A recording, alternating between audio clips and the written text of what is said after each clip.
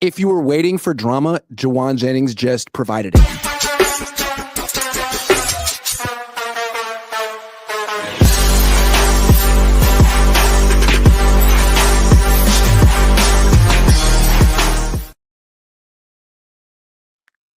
What's up? Welcome to Cohn and LaRocca. That's Tyler LaRocca. I'm Grant Cohn. Today's episode is brought to you by Factor. Factor chef-crafted, dietitian-approved meals are ready in just 2 minutes. I can't speak English. Taking the hassle out of eating well. Get started at factormeals.com/Cohn50off and use code Cohn50off to get 50% off plus free shipping on your first box. Tyler, have you used code Cohn50off? I've used code Cohn50off twice now, and it is the best decision I've ever made. My uncle used code Cohn50. Factor's a family business at this point. Yeah. And why are you in such good shape? Because of that code and because of Factor.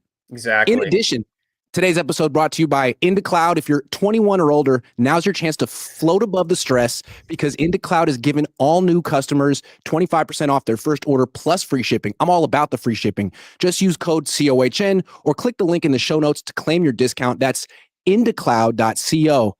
Does IndaCloud go to Texas? I believe it does. I think so. I think for certain products it does. So I need to get some into cloud. That's my next get. I mean, I was like, how is Grant eating so many burritos? And I was like, oh, into cloud gummies. Oh yeah, absolutely. That entire journey was sponsored by IndaCloud. Okay. So Jauan Jennings finally publicly requests a trade or an extension, one of the two. He'd love to be here, but if he doesn't get the extension, he doesn't want to play on the last year of his deal. Hey, no one does. I think George Kittle probably would have done the same thing. I think Fred Warner probably would have done the same thing. I think the Niners might be surprised. I mean, are you surprised? I kind of saw this coming. He's going in the last year of his deal. He thinks he's really good. I don't know. The Niners are blindsided. What should they do here? I mean, so first I want to say, because I know a lot of people are going to jump on the hate train for Jauan. I love Jauan. Even though I don't think he's worth X amount of dollars, I still love Jauan. But yeah, if I'm the Niners, I would offer him like a 3-year 30, fully guarantee it. But anything more than that, I wouldn't really. You have BA on the books. That's what causes this whole issue. Is you have BA on the books. You can't afford. You have BA and Christian McCaffrey, and now George Kittle on the books. Actually, I should say, and Trent Williams. So you have very expensive pieces. And Juszczyk.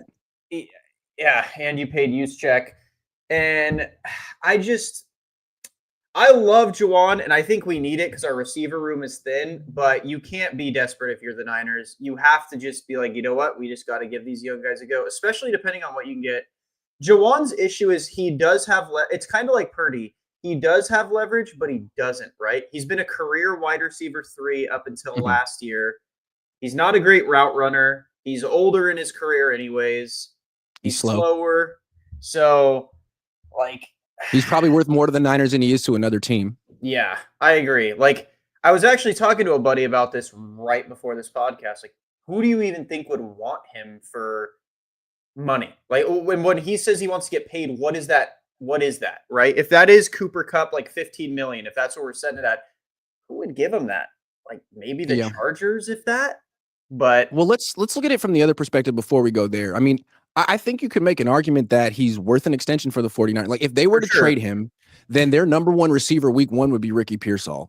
Their number 2 receiver would be Jacob Cowing. And Ayuk comes back and hopefully he ends up being the number 1 wide receiver and you don't really miss Jennings anymore. But you don't exactly know what's going to – you might want to get an actual look at Ayuk before you move – I mean, you're putting Purdy in a pretty tough position early in the season if he loses Jennings as well. That's his go-to guy, 113 targets last year. So it's kind of good timing on Jennings' part. Like, you really feel confident enough? You think you can beat the Seahawks without me week 1? Yeah, I mean, that is the one, tiff I will give towards Jauan. That's my one issue with Jauan is the timing's scummy. Like, I get it. NFL's a business. You know, you have to do what you got to do. But yeah, I mean, if you're the Niners, I would say 3 years 30, 3-year 36. I'll guarantee most of it. That's as high as we will go, though. And I wouldn't do a whole BA thing where I'd play this out. I'd be like, that is truly the highest we will go. Otherwise, we'll ship you to Cleveland. We'll find someone that needs you if you really want it. I might go a little higher for him, but not much. And I think 3 years is the right number. I think I might go to 45, but really, you go 15? here's the thing with here's why I like Jennings. I feel like with other wide receivers, guys who are faster than him, guys who are first round picks, Ayuk's a great example. If you have one superior season, all of a sudden you're in the conversation for $30 million a year. Jennings never will be, because Jennings is like a glorified tight end. He's so slow and his route tree is so limited that he's essentially a move tight end. And that means he's going to get paid about half of what a number one wide receiver would get, which to me is like a great deal. A guy who can block and get you 1,000 yards and maybe 5 to 10 touchdowns it's like, it's cheaper than Kittle, which I think is good. I mean, other wide receivers are going to be so expensive just because they run a 4.5 and are perceived as potential number one guys when he'll never be looked at that way. One more thing about him being slow, I feel like he could age well. I mean, if he loses a step, he's still running flat routes. Yeah. Outs. My biggest issue with Jauan, right, in signing him is now we're locked in on 2 receivers. Yeah. So how are we going to ever really see what like a Cowing or a Pearsall or a Watkins who's been having a good offseason? Like, I just don't like that we won't ever see what they have at that point. So this was like one of my sleeper draft picks here. I like the Nick Nash from San Jose State. I actually think he's a lot like Jauan. I would try and finagle a deal for Jauan to there and get Nick Nash on San Francisco. But it's interesting. I mean, is it fair to say that like the Niners didn't prioritize extending Jauan Jennings? I mean, they talked all offseason like, man, we got to get our business done ASAP, and we're going to do that. And we extended Purdy, Warner, and Kittle, and we like restructured Juszczyk, and we got all of our core players handled. Is Jennings not a core player? Or are you going to do this one at the buzzer at the very last minute, unlike the other ones? Or are you going to cave to a player's public pressure like you always do? And that's my thing is I think they didn't, right? I think they like Jauan might have asked because they said he's been asking. And I think they're like, dude, come on. We got to prioritize George, Fred, Purdy. Like, we got a lot to get done before we look at your contract. Which I can't blame the Niners for doing, like, at all. I would prioritize every player and what they've prioritized over Jauan as well. But yeah, again, I think if you're the Niners, don't come in there with like a super low ball, like, oh, we'll give you like 2-year, $5 million. Like, don't come in there with like a crazy low ball. Just like try and get it over with. Actually go in there with your true highest offer. If he says no, then trade him. Like, I want this to be like done. I just feel like he has such a good connection with Purdy. I do too. You know, like Purdy really, like an instinctual connection. Purdy, who throws blind 40% of the time, according to Brock, really likes to throw to Jennings when he can't see a damn thing. Yeah. You take him away, I don't know. It'll be interesting to see what happens to Brock.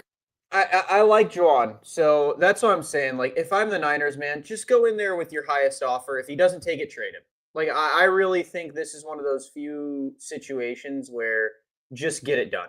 Like, just get it done as fast as possible. This one doesn't need to be some drawn out, They can't draw it out, right? No. They absolutely can't. Because all offseason, they were pretty much patting themselves on the back for getting work done. And not only that, they used Brandon Ayuk's contract dispute and Trent Williams as essentially the main excuse for their down season last year, right? They're like, we had a lot of drama last year. It kind of overshadowed everything, took the focus off of football. This year, no drama, fully focused on football. That's why we're going to have a bounce back season. And now you can't bring the drama back, right? Because you introduced that as a topic, as an excuse. One thing we haven't even brought up during this is, the Niners might have to keep Jauan because Demarcus Robinson might be suspended too. There's Demarcus. There's at the start of the season. Yeah, at the start of the season, they'd be in a really again, you'd have to be very, very, very confident in Cowing, Watkins, and we could talk about this in a minute. You have to trade him now. Yep, and bring in another wide receiver so he can learn the offense and get ready for week 1. I agree. Right now, like you can't mess around with this. Yeah, I completely agree. I think this is one of those situations like you really got to nip it in the bud like as fast as possible. Either pay him now or trade him now. I want to give Jennings credit though. He didn't say a damn word about this. Nope. He showed up to OTAs. He went to mandatory minicamp. Clearly a show of good faith, like, guys, this is private. Take care of me. I'm going to show you that I'm a captain and a leader and a pro, and they didn't take care of him. So it seems like he's going to the final measure, which is to make it a public issue. Mini camp too. Like he didn't half-ass his way through it. He went hard. But what I do want to say is that he didn't participate in the final day of mandatory minicamp. And I think they said it was like a calf injury or something. But I wonder if that was like, hey man, like, no, now I'm actually not participating. I wonder, because they wouldn't actually tell us. That's another thing. If it's a Christian McCaffrey calf injury, I'm not signing him for anything. I'm trading. That's a good point. What's up with that calf now? Yeah, calf strains just seem like a doomsday sign at this point in sports, especially at 28 years old. Nathan Reyes 760 says, think people forget JJ was about to be Super Bowl MVP. We don't forget. I think Jennings is one of 2 players all time with a touchdown catch and a touchdown pass in a Super Bowl. Who was the other one? Who was the other one? What, Antoine Randall? Nick Foles. Oh, yeah. Nick Foles. Sheridan Milestone says, I love Jauan, but trade Jennings and rock with Pearsall, Watkins, and Cowan. We need more speed. Trade him for a position of need like cornerback, O-line, or safety. I wouldn't hate trade that. Trade him for an offensive lineman. Trade him, pay Justin Simmons. That's the only way I'll accept this. Get me Justin Simmons now. I'd love to know what Purdy thinks. Purdy doesn't really seem to go to bat for his wide receivers publicly. It's like, oh, well, we got Jake McCown. All day, every day, Kim says JJ made Brock look better than what he is. I agree. If JJ doesn't grab that insane grab against the Packers, I have a feeling we're talking a lot different about Purdy. Let's be real. Yes. Dangerous Dave 23 says, late, what did I miss? Love you, G. Jauan Jennings is burning it all down. Does he still follow the Niners on IG? 3 years, 21 million, 10 guaranteed. I don't think that's going to get it done, Jeremy. Yeah, he doesn't want to play for 7.5. I don't think 7's going to do it. Joseph Ehrenberg says the Niners wide receiver room is so ass. Throw the towel in. Okay, here's one thing. Here's one bright light for Niners fans. Kyle has always been very good with receivers. You do not have to worry. Like, in my opinion, if I'm confident about like 1 or 2 position groups under the Kyle Shanahan, that's a fair point. It is running back and receiver. He is always finding something good out of nowhere with these guys. Jauan Jennings was an undrafted practice player nobody wanted, and now we're like, we can't lose him. Like, that's true. Kyle's good at his job, man. So if we trade and if there are positions on the team where you can sort of go cheap because you feel that you have the ability to scout young players well, it's wide receiver is definitely one of them. Not offensive line. I'd be much more in favor of the Niners going cheap, quote unquote, at wide receiver. Than at offensive line, because they've spent so much money at wide receiver, and those players are kind of a dime a dozen. They're important, but every year, I mean, they just found Jordan Watkins at the end of round 4. He runs a 4.3. He produced in college. I feel like 10 years ago, a wide receiver with his numbers and his combine stats would be a 1st or 2nd round pick, but there's just so many good ones that there's it's like, a lot of talent. There's so much talent. And again, like, I feel like, especially with Kyle, you can find, and I'm not trying to be disrespectful to Jauan. I think Jauan's great, but you can find another Jauan. Like, you can. It's not like risking letting go of Ayuk last year or risking letting go of Debo in 2021, where it's like, oh, we might not find a guy like this. Jauan, you can find. All right, that's a pretty natural segue. What do you think Jauan would be worth? Let's say the Niners to say, all right, we'll pay you. Here's our offer. Or, sorry, we're not going to pay you. We're going to call teams. What do you think on the market he's worth financially? And then in a trade, what do you think the Niners could potentially get for him? Yeah, so my assumption is he'd be asking for something like a $15 million deal. That seems where he's going. That would be my guess. That would be me topping him out. Like, would be that. Anything more than that would be crazy. But yeah, I think if you're trading him, right, I would be looking for a 3rd to 4th rounder. Like, I feel like that's a good value. You're getting a cheaper, good receiver that's proven. We want a 3rd, 4th round pick. Even though I personally wouldn't trade him for a draft pick. I'd trade him for a player. I'd look for a player. Yeah. It seems rough to trade your number 1 wide receiver for a draft pick next year and say, we are legitimately Super Bowl contenders this year. Yeah. We are making a run. I'd take a home run swing, to be honest. Like I would truly try if I was the Niners and take like a swing at a big name receiver that who is it that, like Terry McLaurin. At this point, I would take a swing at McLaurin. I'd say we'll give you Juwan, you give us Terry, we'll give you Jauan and Brandon Ayuk. Take them both. well, yeah. Like I'd take a swing at this point if I was them, just to see, because I don't think you can go in with that receiving core. And we No. also, we'll talk about that in a bit. There are options. So yeah, if my opinion, Like you could trade Jauan Jennings and Brandon Ayuk if they want Ayuk for McLaurin and then sign Keenan Allen. Yeah. You could sign Keenan, you could sign Amari Cooper. I think Amari Cooper kind of fills a Jauan role. Jennings' worth to me is like it tops out at 15 a year. And then if I'm a team trading for him, I think the highest I'd go is like a third round draft pick. If you could get higher than you're the Niners, I wouldn't even pay him, period. I'd just let him go. Last year when the Niners were flirting with the idea of trading Ayuk, they almost did, but they ultimately didn't. And I felt like what they kept telling us was, we're in a Super Bowl window. We can't trade Brandon Ayuk for a pick next year. We can't get worse than we already are. And I think trading Jennings would sort of fall under the same umbrella. If you trade him, you have to find a way to get better now. Yeah, I agree. Trade him for another player. Doesn't have to be a wide receiver. Could be an offensive lineman. Could be a safety. But then go sign Keenan Allen or Amari Cooper. Mm-hmm. Like I'd even be fine with that. Like say we trade him for a corner or an offensive lineman, and then you sign like Amari, Keenan, one of these big slow receivers. Like cool, great, awesome. They'll slot right into the offense. We can get another lineman or a corner or safety help.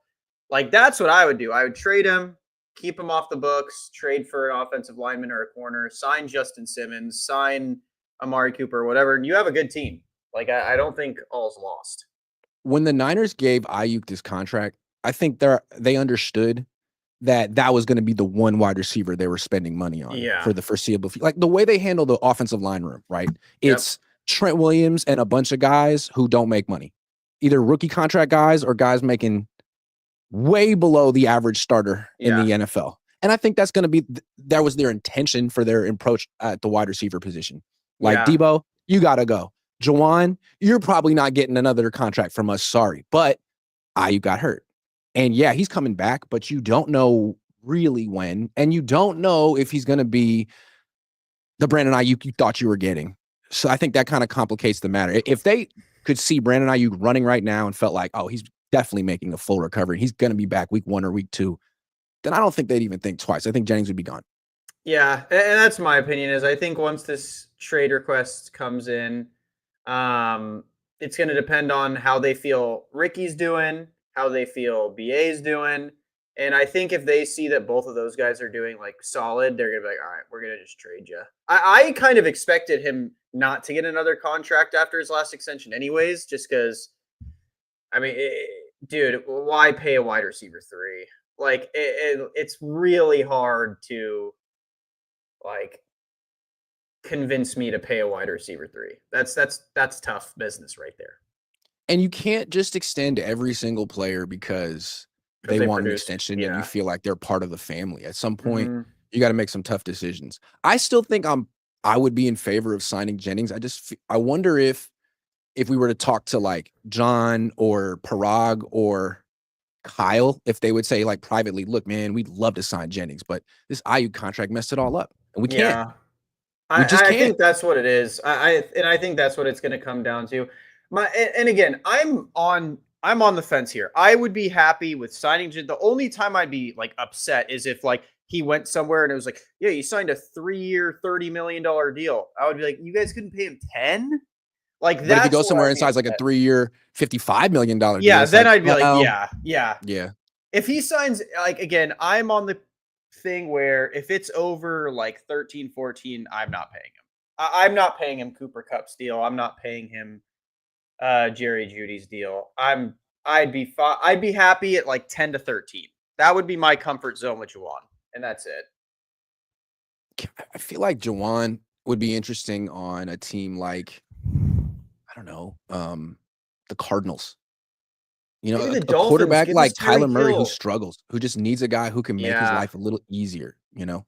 Yeah, Helping I him can out. see that. I would Yeah. take that's who the Niners should call. They should call the Dolphins, get Tyreek Hill, give him Jauan. Be like, McDaniels, you love our scraps, dude. Come on. Take Hey, this man, scrap. why don't we trade the slowest wide receiver for the fastest wide receiver? How about that? Like, I think you need to slow down a little bit. I think that's your guys' issue. So if they trade Jauan Jennings, they could go with Ricky Pearsall and Jordan Watkins and have a really cheap starting. And then Ayuk would come back. Who knows? Maybe week 4. Mm-hmm. Do you think they could? I mean, is that the best move, or do you think they should also sign a veteran as well, trade for a veteran as well, or just go young? I think 100% you at minimum sign for a vet. Like if you're not going to trade for anyone, if they're not going to take a swing, then yeah, you at minimum sign Amari Cooper or Keenan. Yeah, I think Keenan fits Jauan's role perfectly. He's big, he's slow, and he has great hands. He played at Cal. He played on the Chargers. He's a West Coast guy. I know he's not from the West Coast, but he's been out here a while. Yeah. Why not? I know he says he only wants to play for the Chargers or the Bears, but my guess is he'd want to play for the Niners too. He said that? Yeah, he said he only wanted to play for Chicago or LA because LA is where his kids are. And then, he played 15 games last year. Hit 121 targets, so that's more than Jauan Jennings. He only had 70 catches for 744 yards, but he was playing with that awful Bears team. Year before that, 150 targets, 1,200 yards, 7 touchdowns. Yeah. I think he could pretty much do what Jennings does. And you know what I mean? But he's actually like an example of why I kind of like the idea of keeping Jennings around. I think Jennings could age well like Keenan Allen because he's another example of a player whose game isn't based on speed at all. So now he's 33 and still effective. I think Jennings could be 33 and still effective. I wouldn't expect Brandon Ayuk to be effective at 33. Yeah, I'm hoping Brandon Ayuk's effective at 27. So, but yeah, I mean, it really is up to. I mean, he's supposed to be the Jennings replacement, right? Like Jennings was the Ayuk replacement last year at X. They moved him over there, and it went pretty well. But he's still not a deep threat, and it doesn't really work. He's more of a slot receiver. So, expectations for Ayuk this year. Matt Mayoko a few days ago went on the radio and said, "Don't rule him out for week 1."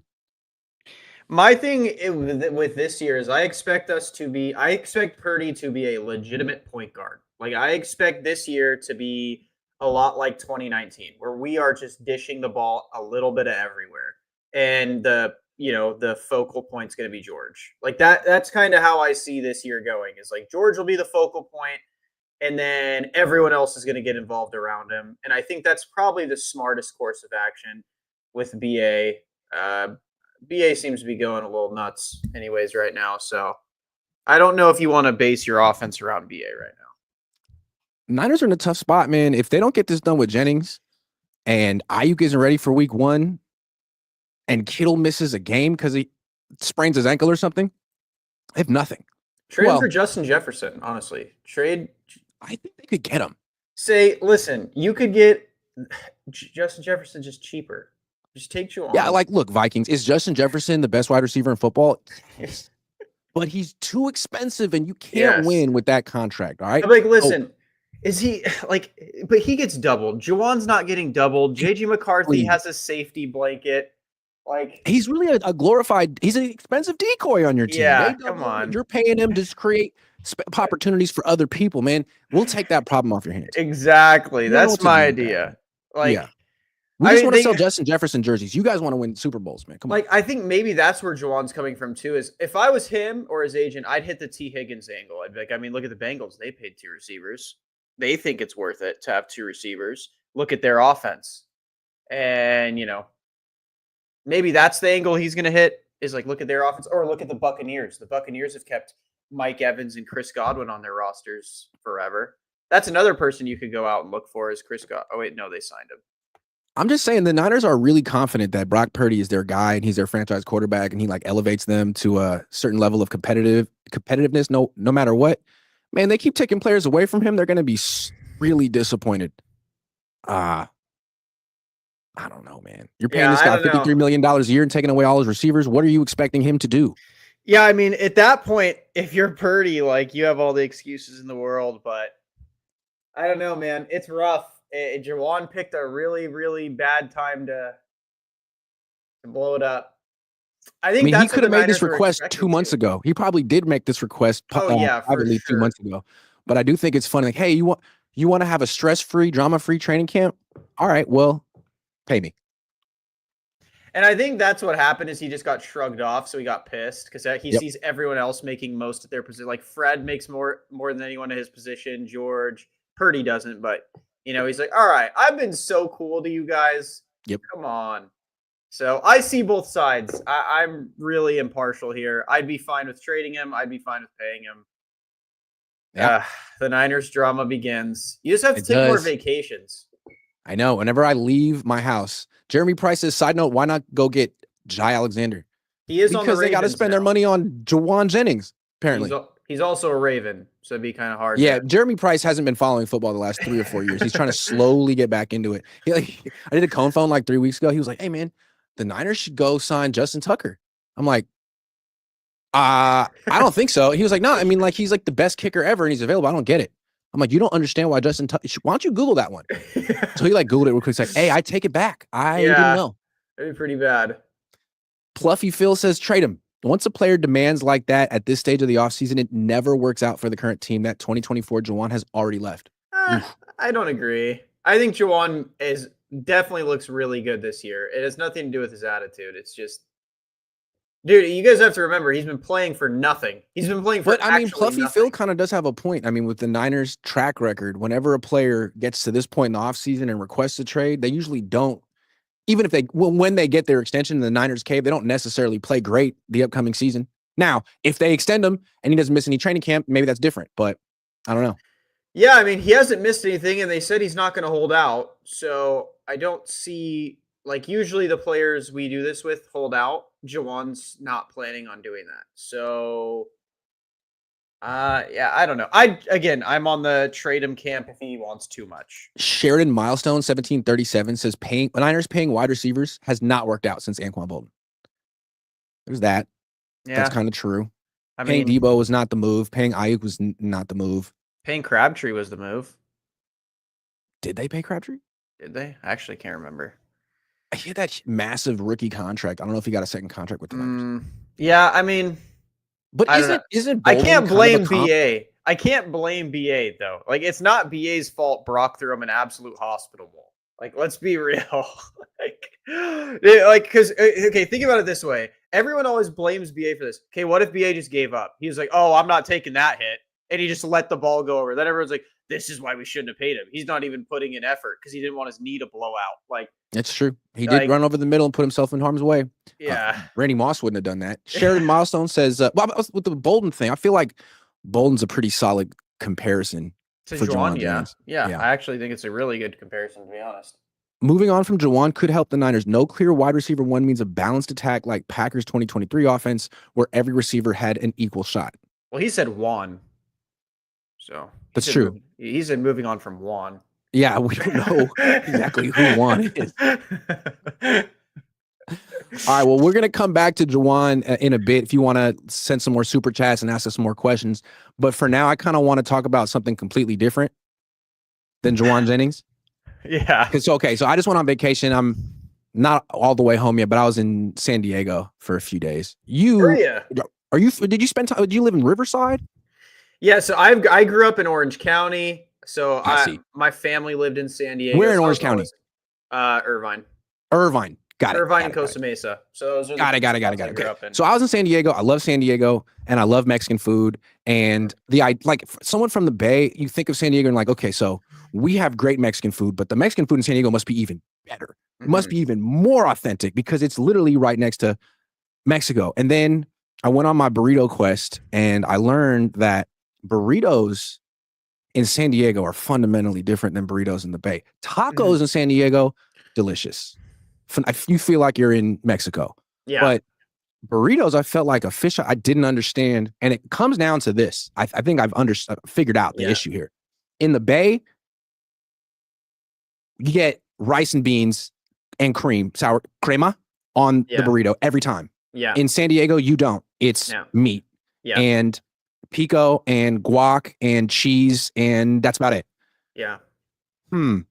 Explain that one to me. Well, as we've seen on Twitter, I am a rice and beans are a starchy cover up for bad meat, bad Wow. salsa. So And I know I why you feel that way, right? Because like that's what it is at Chipotle. Yeah, well, so here's the thing too. Like my family is all born and raised in the Bay. So whenever I go visit family in the Bay,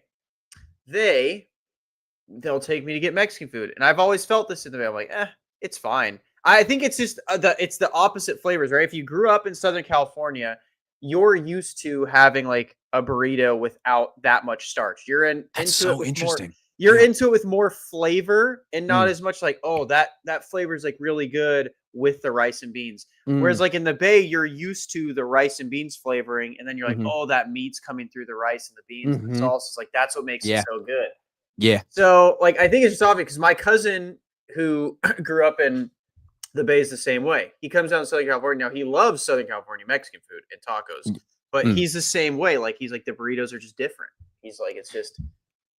I mean, to me, like, if I don't want the starch, then I'm going in the Bay. Then I'm just going taco. It's like, you know what? It's a little heavy. I just worked out. I'm gonna get 3 tacos and keep it pushing. I love Even though I'm tacos. probably still gonna be a little hungry after the 3rd taco. Yeah. But I feel like a Southern California burrito is just like a super taco that's rolled up in burrito form, and which is fine. But it's like, man, if I just would have got the tacos. I think that rice and beans are super underrated in Southern California, and I don't understand why Southern California people have such a vendetta against rice and beans. It's like going to an Italian restaurant and being like, you know what? These noodles are cheap filler. No. I want more. What do you give me this? What do you give me this spaghetti for, man? It's like it's kind of important. No, rice and beans are not the noodles of a burrito. What is it then? I think it's like the ground of being. It's I think what I don't like is too much rice Parmesan. and beans. You ever get a burrito like in the Bay and it's huge and you eat into it? It's like, man, this is rice. You take a bite and it's just leaking out. Yeah, it's rice. That's not okay. I know that feels like you got taken advantage of, but just enough is balanced and it's in harmony and it sings to you. Is Tex-Mex has a lot of rice and beans. Tex-Mex is very rice and beans forward. So maybe the Bay is just more Tex-Mex because I noticed that in Texas because the Mexican food out here is supposed to be like, oh yeah, it's just as good, but it's a lot of rice and beans here. It's the same thing. It's very rice and beans forward. Can I give a theory? I feel like, but I'm a taco in the guy. Bay, like it's not necessarily like a Caucasian palate. It's like we're looking at the Mexican people and being like, so how do you guys do it? And they're just like, oh, so you do it with the rice and beans? Okay, well, we'll do it with the rice and beans because we want to sort of learn your culture. But I feel like in Southern California, it's very like, hey, look, we're right next to you, Mexico, and we like you, okay?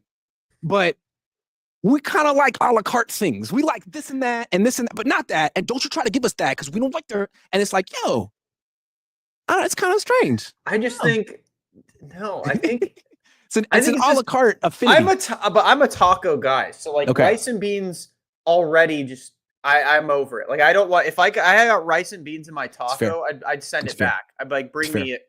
I agree with that. You can't have rice and beans on a taco. Yeah. It's really easy to put too much stuff on a taco. I don't want a super taco. So that's a burrito. That might be why my issue with like because I like breakfast burritos, like breakfast burritos in San Diego slap like because they have the French fries. I bet they do. Yeah, and they are incredible. Yeah, I can see that. Yeah, but the rice and beans thing, I think that just stems from me always liking tacos. Like whenever I was at the beach, I always liked having my tray tacos because I'm like you. Like I could down them in like 2-3 bites. Hell yeah! So, like get it out of the way. I'm done. Get my tacos gone. So you can see why I was disappointed. I kept taking people's advice and being like, okay, here we go. This is the best burrito in San Diego. And I'm like, no, it's not what I want. Yeah. But then I went to Tacos El Gordo and I tried the adobada. Oh my gosh! I'm mad they don't have that in the Bay. Like what? Dude. What? Yeah. I would eat that every week. It's incredible. So maybe the Bay wins on burritos because it's the Bay for a burrito, and then San Diego wins tacos. I think so. I think it does. It seems like Southern California has like more variety of meats because you're like the proximity to Mexico. But I in the Bay, maybe this is wrong, but we kind of tell ourselves that that like the mission style burrito, like we invented it. And that like when I went to Mexico City, I didn't find burritos. It was tacos. And I love tacos, but it's not like tacos. Maybe that's sort of our thing. Maybe we're snobby about it. Yeah, I don't know, because burritos, like rice and beans to me are just like like our meat's not that good, so let's throw in some rice and beans in I can there. see why you feel that way. But here's the thing. When you come to the Bay, I'm going to take you to my favorite burrito spot. And I think I'm going to change your mind. I think I'm going to show you what rice and beans can do for a burrito. If it's perfect. That's what I said to you on Twitter. I was like, I need to try what you're saying are good rice and beans. Yes. Because I know exactly what you're talking about. It's so frustrating to bite into a rice burrito. It's like, no, man. Stop. I didn't want all this. Or like those bland beans, you just bite in, you just have a mouthful of like nothing. And it's like, because maybe that's why, though. Maybe that's why Southern Californians are like, rice and beans aren't it, because we don't got good rice and beans. We don't have Bay Area rice and beans. Yeah. I think I kind of felt that way too until I hit the taco trucks in Oakland, because usually if a burrito's too big, it's because there's hella rice in it. And it's like, nah, you don't want all that. Anyway, thank you everyone for listening to our discussion about that. We have a more important one coming up. Jeremy Price has been all over the world, and Redwood City has the best tacos and burritos, hands down. Redwood City. Dude, I can't agree with tacos. Southern California tacos are just, they're crazy. I don't know if tacos, I could agree with burritos because I'm not a burrito savant like Grant, but tacos. Until the Bay Area gets Auto Bada, I can't say that we're better with the tacos. Can't. Wow. Yeah. Tacos are, San Diego tacos are nuts. They're really, really good. I didn't even know Tacos El Gordo was a chain until you said it. You're like, oh yeah, I've already had it. I just stumbled across it in Vegas. I didn't know it was a chain either. So then when I saw it in San Diego, I'm like, oh, I've been to one of these before, but I must have not gotten the Auto Bada the first time because, dude, what is that green salsa? Dude. I've noticed I started liking green salsa more than red salsa now. With tacos, at least. With tacos. With burritos or a breakfast burrito, red salsa slaps. Well, to me, I want the spicier salsa, and a lot of times that salsa verde just isn't very. It's like mild sauce. But at Tacos El Gordo, that green salsa was spicy. Yeah. And there's one in Oakland called Tacos El Paisa, which has like a green avocado cream duper spicy salsa. Have you ever had one of those? Yes. So like we have a place out here, it's a chain called Torchy's, but they have like a salsa like that, like a green avocado like cream thing, and I'm like, oh my god, it's so good. Yes. Now I'm hungry. Yeah, part of what like a good burrito, it's got to have great salsa. It's got to have the salsa has to be great. I will say that too. That can ruin a Mexican spot if you like have, even if it's a great taco or a great burrito, if you pour some salsa and the salsa's not, you're like, that's this. Like if you have to put Cholula on it, like no disrespect for Cholula, I love Cholula, but that's all you option. got. It's like or if you go to a Mexican restaurant and like all the ingredients are like not mid, but like maybe B plus A minus, and they have a taco cart and it's great. I'm gonna go there a lot. Yeah, I love a great taco, a great salsa cart. One thing I will agree with you on though is I don't like the white burritos, the French fries, avocado, like where it's just where it's just not a burrito anymore. It's just like this is some fusion wrap. I don't really know what it is. Mexican inspired wrap. Yeah, I'm not a huge fan of that kind of stuff, but yeah, man. I mean, people are wild about it. Please be sure to, tweet at us your opinions on this conversation. Every time I went to a Mexican restaurant in San Diego and I looked at except for Las Cuatro Milpas, which was very, very authentic, but every other place it was burrito menu. Number 1, California. Number 2, carne asada. So it seemed like the number 1 thing people are ordering in San Diego is California burritos. So if that's what people want, you got to make them. And I bet there's some really, really good ones. I bet there are. I don't know. Yeah. I'm on a mission to find the best burrito in California, and it can't be a California burrito. I don't think so. No. Like again, I grew up in like Costa Mesa, and then my adulthood was in Riverside. Like I like authentic Mexican food. Peacock Cassidy is determining what is the best Mexican food. I mean, yeah. I think we're the people who should be deciding it, is like we're not used to it. So it's like what tastes better on a fresh palate. Yeah. That was a joke for everyone, by the way. Yeah, I don't think we're saying I think we're just describing our preferences. Yeah, we're going to describe it like I think we just agree explaining our regional biases, really. Yeah. Like, Yeah. I'm not saying it's better than the Bay because, like I said, I don't like rice and beans, but Grant loves rice and beans, and the Bay has Because good rice and beans. as a Bay Area person who, has Mexican friends and is consulted with, to Mhm. me, what the Bay Area has is as authentic as it gets. And I'm expecting even more authentic on those terms in San Diego, but it's a different thing. It's a Yeah. different thing. Yeah. Yeah, it really is. Dude, I just want to try the rice and beans that you're Oh talking my God. about. I need to try it. Yes. You need to come to the Bay. Yes. Winged Zero says, does Jennings' situation affect TJ Watt trade? Sure. I mean, yeah, dude.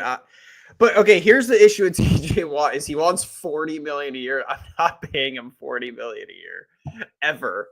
I'm not paying a single. So I didn't even want to pay Brock $40 million a year. I'm not paying TJ. Jauan for TJ Watt straight up. Who says no? Yeah, my bank account, Niners bank account. Dangerous Dave 23 says favorite food ever: good burritos and Mongolian barbecue. Mongolian barbecue. Ooh. I haven't heard anyone talk about that in so long. Yeah. Okay. I like At Hawaiian UCLA, barbecue. And Korean barbecue, but at UCLA there's a Mongolian barbecue place at Westwood, in Westwood called Mongols. It's been there forever. I don't know if it's still there. I think it is, and it's so cool. So it's like they charge you for a plate, a bowl, and you walk in and you get like a bowl, and they have all this frozen shaved meat. And you can put as much meat in that bowl as you can physically fit, and it's the same price. So you get one bowl, you put the meat, you get another bowl, and you pack it in, you lean on it. And there's a whole system when we were broke and can't kids. Be a profitable business model. Dude, they oh my God, so many kids coming in there. Probably that meat's pretty cheap anyway. And then they just cook it right in front of you on this huge. What? That's sick. Oh, so good. Yeah, I'm surprised you're so right. Did you find any good Mexican food when you went to UCLA that you're like, so oh yeah, that absolutely burrito? Not. Really? Absolutely. The best Mexican restaurant in Westwood is Chipotle. It might be the only one. Yeah, dude. Westwood is pissing people off that you just said that. You know that, right? Dude, Westwood, I was in Westwood for 4 years. Westwood is the nicest. I mean, it looks like it has nice stuff there, and it has a bunch of nothing. Walk around Westwood and tell me if any of those shops appeal to you. Any of the restaurants, they got In-N-Out Burger, super good. And they have like Bella Pita is good, Gucci is good, everything else is trash. Everything else is overpriced trash in Westwood, man. Sorry. I despise Barney's LA. Beanery. Ugh. Yeah, I can't do LA. I could have gone to LA for college, and I couldn't do. I hate LA. The traffic. It's just no, not for me. And now I mean, the campus is beautiful. The schools are the classes are good, but yeah, Westwood, it's just a pretty nothing. That's sorry. I thought there was going to be incredible. This is your alumni, by the way, UCLA. This is. I'm sorry. This is a West LA problem. If you want to get good Mexican food, I think you have to go to East LA, and that's the problem. Like in Oakland, it's sort of the same concept. If you want to get really good Mexican food, you got to go to the Fruitvale. But the Fruitvale is 5 minutes away from wherever you are. You know what I mean? Because it's just a smaller city. You want to go to East LA, man? That's an hour and a half. Yeah, that's an hour and a half. And so you get there and you're pissed off because you've just been in traffic for an hour and a half to get a burrito and then do it all again on the way back. Like, it's just not feasible. Yeah. That's why LA kind of sucks. LA does suck. LA is the worst city in the country. I can't stand it. It's just not livable, man. No. You can't move around. So I don't get. It's not a big city. It's a series of small neighborhoods that you are stuck in. I always, like, my friends are like, oh, I'm moving to LA. I'm so excited. I'm like, why? You can't go anywhere. Like, even to, like, my wife's family lives in, like, the Hollywood Hills, and, like, we'll go to get gas. Love that area. Get gas after leaving their house. It'll be like 8 p.m. and it takes like 40 minutes to get down the hill. I'm like, dude, right.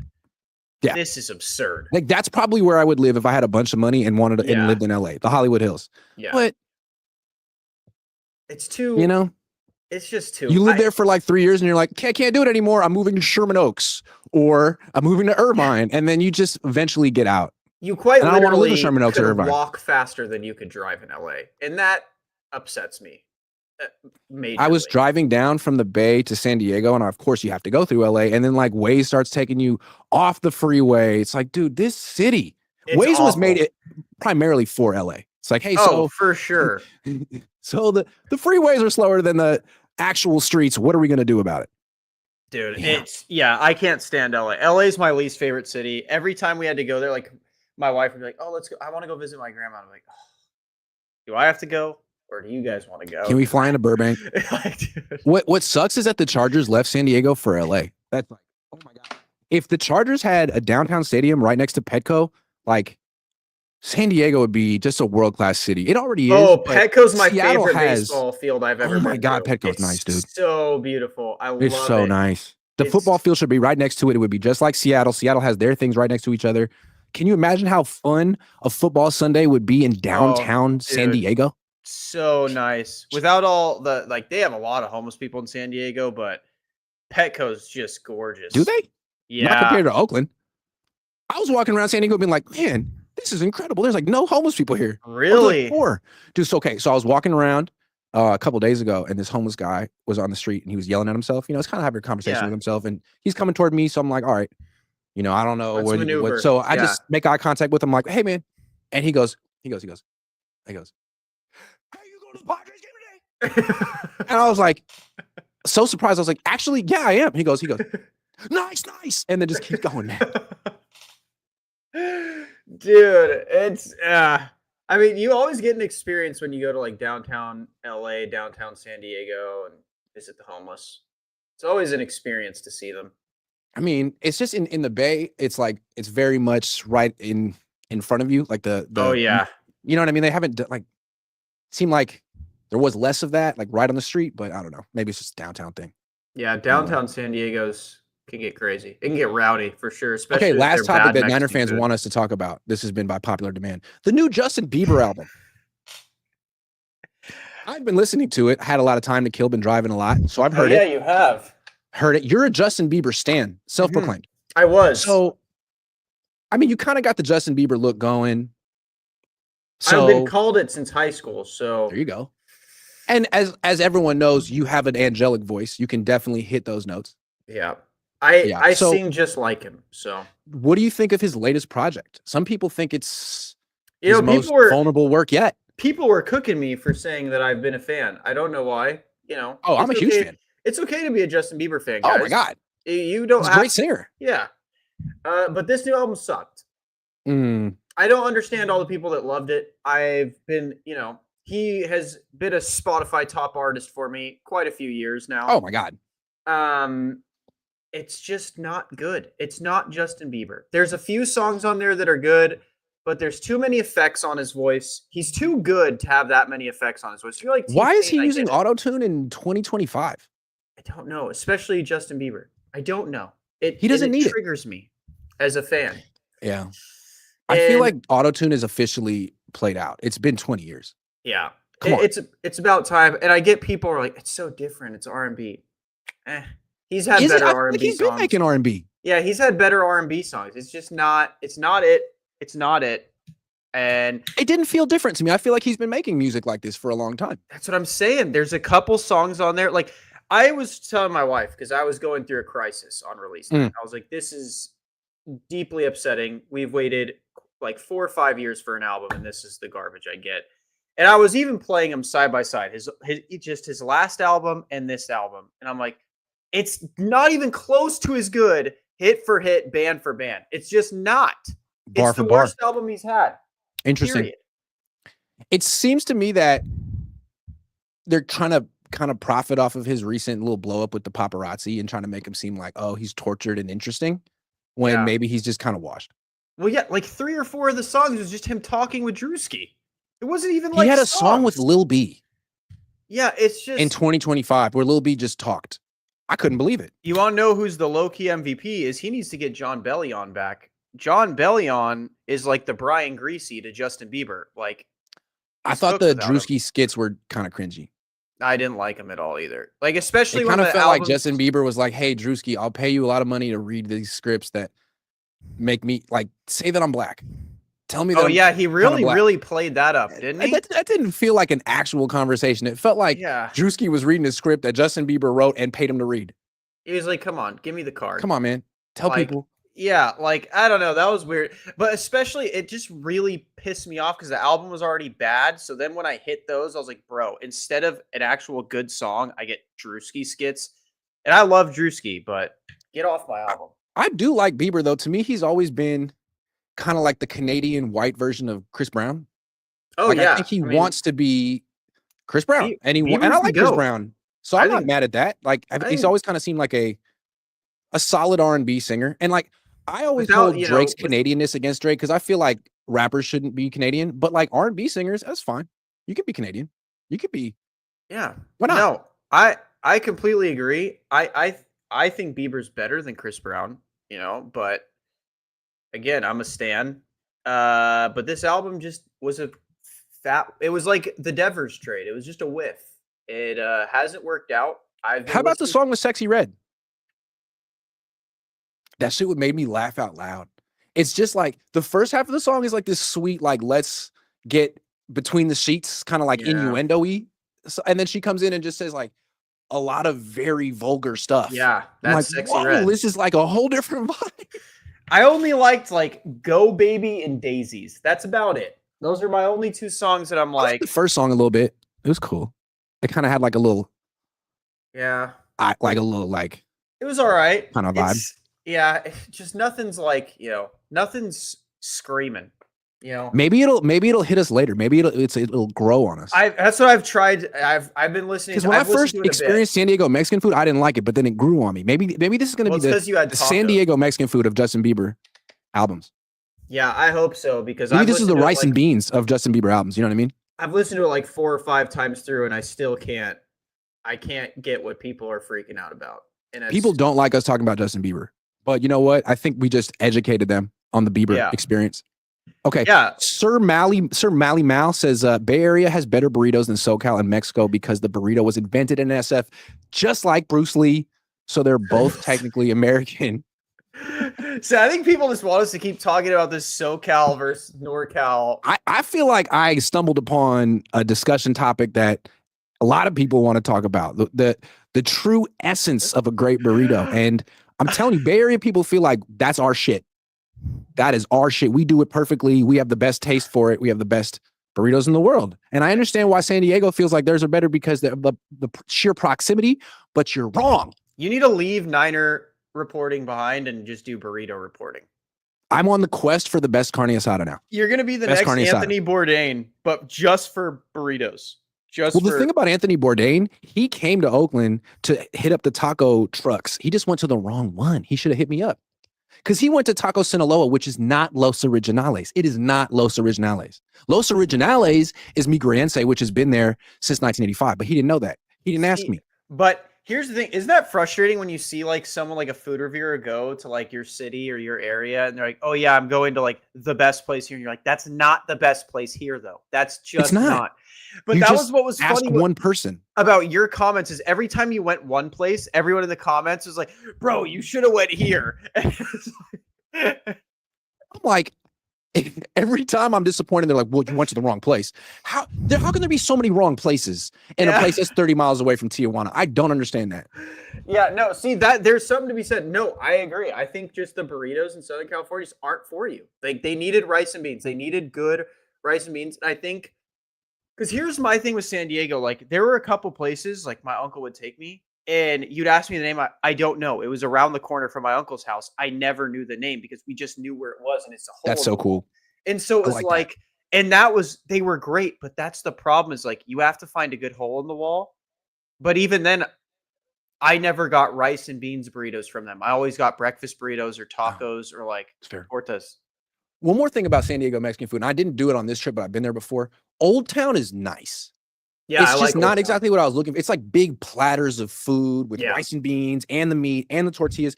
I love that. It's just not exactly the experience I was looking for. But I got to say, like, that is a premium Mexican food experience. Old Town. It's dope. Oh, yeah. Old Town's great. Yeah. I love San Diego. San Diego food is, it's great food. It's just apparently their burritos just don't stack up. They just don't. I actually think the best cuisine in San Diego is not Mexican food. I think it's their new American cuisine. Like they have a freaking steakhouse in Little Italy that is the best steakhouse in America. In America, born and raised. It is better than every steakhouse in San Francisco. It is better than Peter Luger, which is in Brooklyn, because it's in San Diego. Hold on, let me see the comments of that. How is born and raised in San Diego? Why is it in San Diego? That should be in. Anyway, but you got it. It's an incredible. Yeah, I talk about San Diego like it's your city, but it's not. No, San Diego isn't really mine. I mean, Dallas. Dallas is now my city. And is it a barbecue place? What has Dallas got? Oh, how is the Mexican food in Texas? So it's a lot of Tex-Mex. Tex-Mex out here is great. It slaps. It's really good. Queso. Yeah, it's a lot. It's different. Like, I'll get asked that. Like, is it just as like? I will say this: I haven't had Mexican food that I've been disappointed by. I'll say that. Like, I haven't ever been like, oh, that's not that good of Mexican food. Like, the Mexican food here is up to par with Southern California. But it's mostly Tex-Mex. Yeah, it's mostly Tex-Mex. But when you find a good Mexican spot, it is good Mexican. Like, it's But I will say the barbecue, I thought it was like a myth. Like, oh yeah, like whatever. Like, it's probably just people inflating it. No, the barbecue here is the best barbecue I have ever had in my entire life, and it's not even close. Like, it's genuinely on another world. And is it mostly brisket?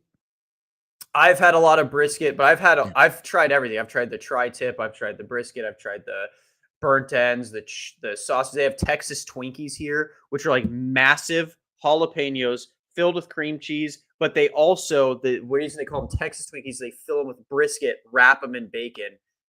Dude, there's a place called Hutchins in McKinney. Like, Keith Lee did a review there, so I was like, I'm gonna go there and try it, see if it's that good. Dude, it's like orgasmic. It's the most insane barbecue I've ever had in my life. I've never had one of those. That sounds incredible, dude.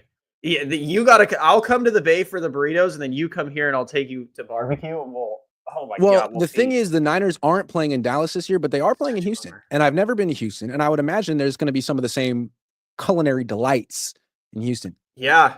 So I will say Texas has wars just like California, right? Like the Bay versus San Diego. So it's the same thing. So if I ask people here, oh yeah, what's good food in Houston? Like, nothing's good in Houston.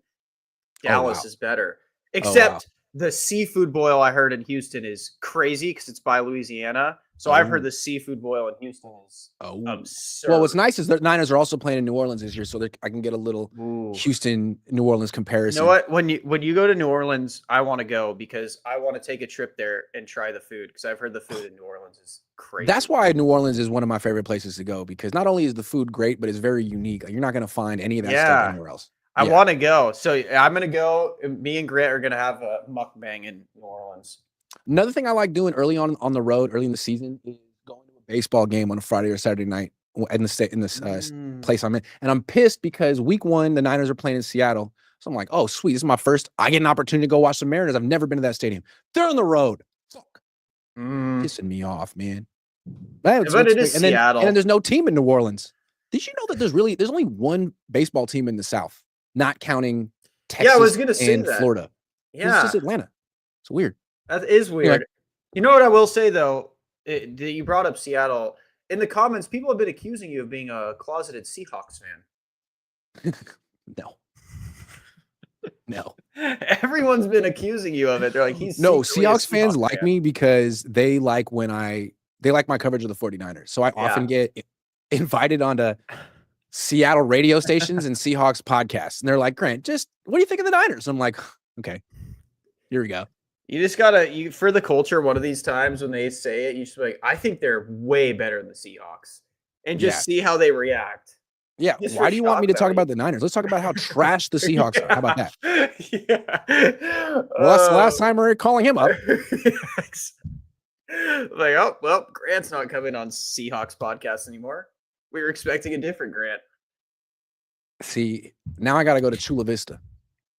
California Mexican food is way better than Texas. That's not true. It's not way better. Okay, whenever people say way better, this is what I'm saying. Like, this is what I say about barbecue, right? Like, the barbecue here is legitimately universes apart. When you say way better, and I have a taco in Texas and I have a taco in California, I can't go, oh yeah, I guess I'd give the edge. No, it has to be like, oh, I don't want that garbage. This is all I want. And that's not it. That's not true. That's false. It's false. It's like good rice and beans versus bad rice and beans, you know? Like, you got to be like, I don't want that at all. I want these rice and beans. It's the same thing. Anyone that says way better is tripping. Or they've been to like one place in Texas. Is my guess they've been like one place and they're like, oh my God, that wasn't good at all. It's like, okay, well, you're comparing it to a lifetime of Mexican food in Southern California. Well, I hope people enjoyed us talking about Justin Bieber and Mexican food and Jauan Jennings. Yes. Jauan Jennings wants an extension or a trade, one or the other. And of course, the Niners are going to find a way to do neither. My guess is they're gonna. Do you think he'll play?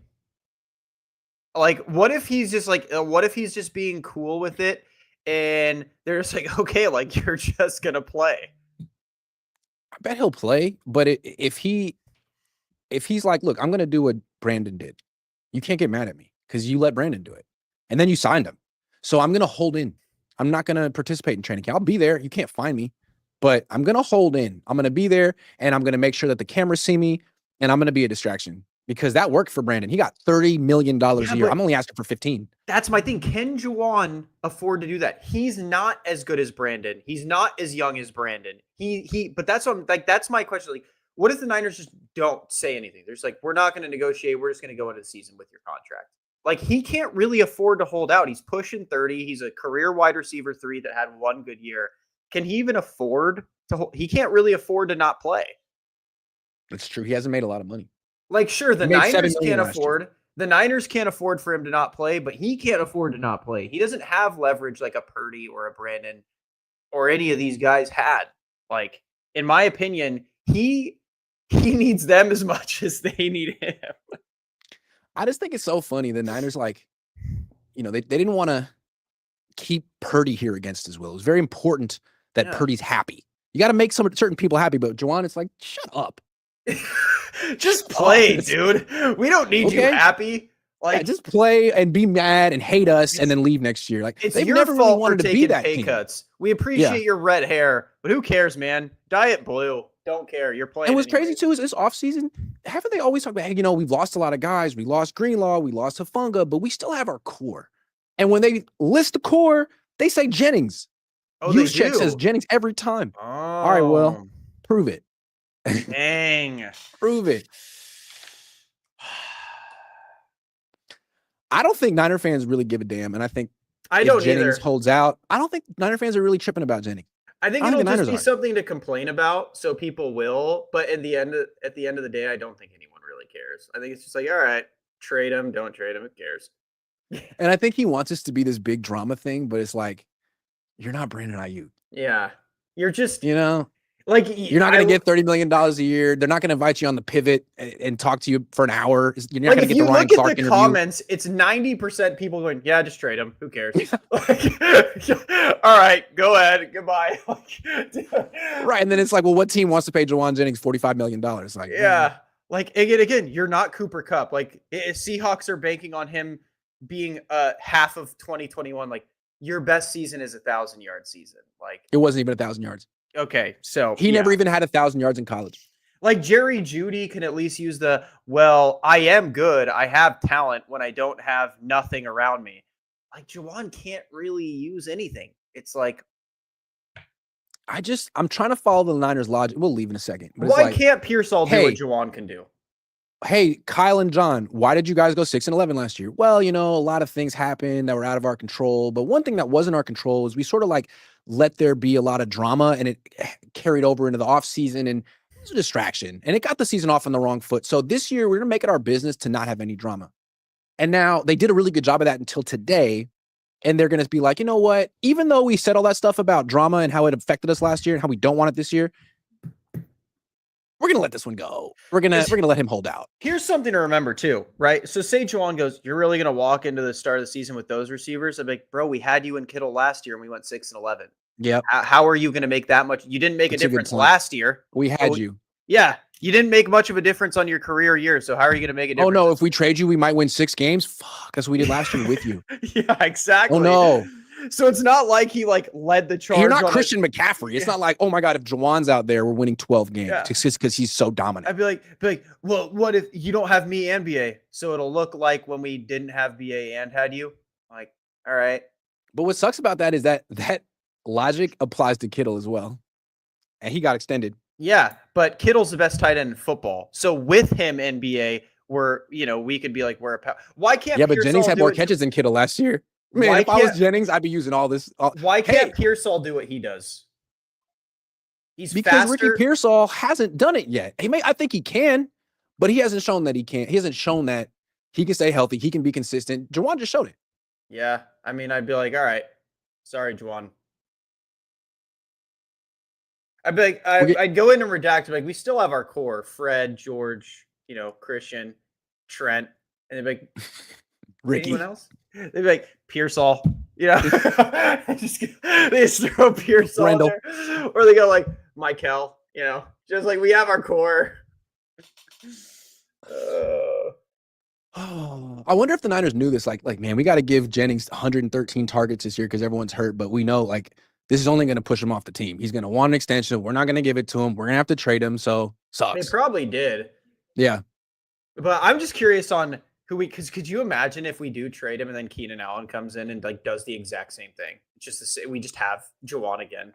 But is it possible the Niners don't even need Keenan Allen because they already have Trent Taylor? Jesus Christ. I mean, no one said that yet, but maybe this is an opportunity for Trent Taylor to regain his rightful spot in the 49ers. No, we have Juice Check. He's been lining up at receiver. Maybe he's been training to take over for Jauan. I think it would make George Kittle and Kyle Juszczyk happy for Trent Taylor to start. And if they're happy, I think they'll perform better. So it's something to think about. And then you could ask Brock Purdy, and Brock Purdy like, don't care. Yeah, I mean, I think replacing a 6'3" receiver with a 5'7" one makes sense. Like, here's the thing. Does Brock Purdy like any receivers? Maybe get someone he likes because he doesn't like anyone right now. Maybe Brock Purdy's so great that he doesn't need receivers and that he can just. So I've been hearing that Brock Purdy was competing with Mahomes. Mahomes don't got receivers, so why is Purdy competing? I think Brock Purdy's a lot better. Look at the numbers. Look at his QBR. Look at his QBR. Like, way better. His QBR is better, so why does he need receivers if he's so good? Part of the thing with trading Brock Purdy is that he is the best player on the team. And so he just is going to elevate other players like he did last year when the Niners won 6 games. I saw someone saying they'd take Purdy over Herbert. Herbert's been doing it with Quentin Johnston. So Purdy doesn't need Jauan. I would take Herbert over Josh Allen. Let's take, if Purdy's better than Herbert, get rid of BA, get rid of George, get rid of Jauan, save some money. Yeah. All Herbert has is Lad McConkey. So I think all Purdy really needs is Ricky Pearsall. Yeah, I agree. Might be a little too good. Oh wait, we have to get rid of Christian McCaffrey too, and sign Kittle, Gus Edwards. No Kittle, no McCaffrey, just real cheap at every position, at every skill position, and just rely on the quarterback to be. Yeah, wait, I am confused because people always say that Purdy accomplishes more than Herbert, but last year when he had still better than Herbert, he went 6-11 because BA and Christian were hurt. That's interesting. Do you think that the Purdy Herbert debate is not a debate? Do you think it's similar to the Bay Area San Diego Mexican food debate that like we're just never going to see eye to eye on these issues and these fundamentally separate our cultures? No, because here's the difference is it's like the taco debate, right? Like it's not a debate. Southern California just wins. Herbert just wins. Do you think Brock has good taste in Mexican food? No. Do you think Brock's a bean and rice guy? He grew up in Arizona, so he probably has had some good Mexican. How do we feel about Arizona Mexican food? I've only had it a couple times. So is it good? I don't know that I've had it. It wasn't anything to write home about, but again, you know what I mean? It's close to Mexico, but it's a red state. Kind of interesting. What do you like? I have had a theory about immigration, close to Mexico. I'll tell you this: blue states have the best food because they're the most diverse. That's what I'm saying. By far, it's not even close. And what I wanted to say but didn't say is like the thing about San Diego is it's like kind of a conservative city by California standards. It's not like you're in Birmingham, Alabama, or whatever. But it's not like you're in Texas, No, it's not like you're in Dallas. But I kind of feel like the fact that so maybe it's reflecting that. So last night I went out to dinner and I asked the waitress. I'm like, "Hey, what's the best Mexican restaurant around here?" I'm like in Central California. She was like, "Oh man, this one place is great, man. They put curly fries on it." I'm like, "No, perfect. That's exactly what I was looking for. Thank you. That's what I wanted."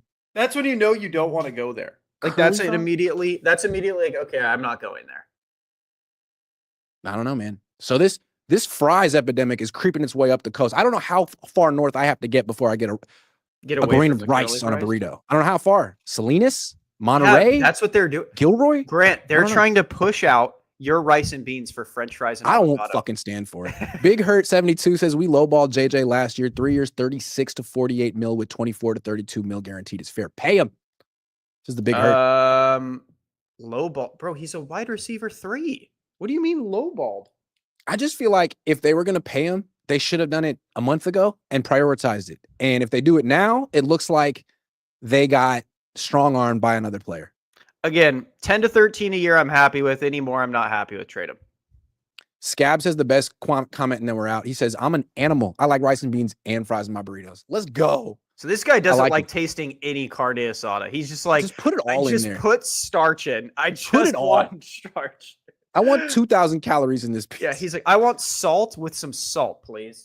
Give me all my starch. All right, it's time for me to drive home.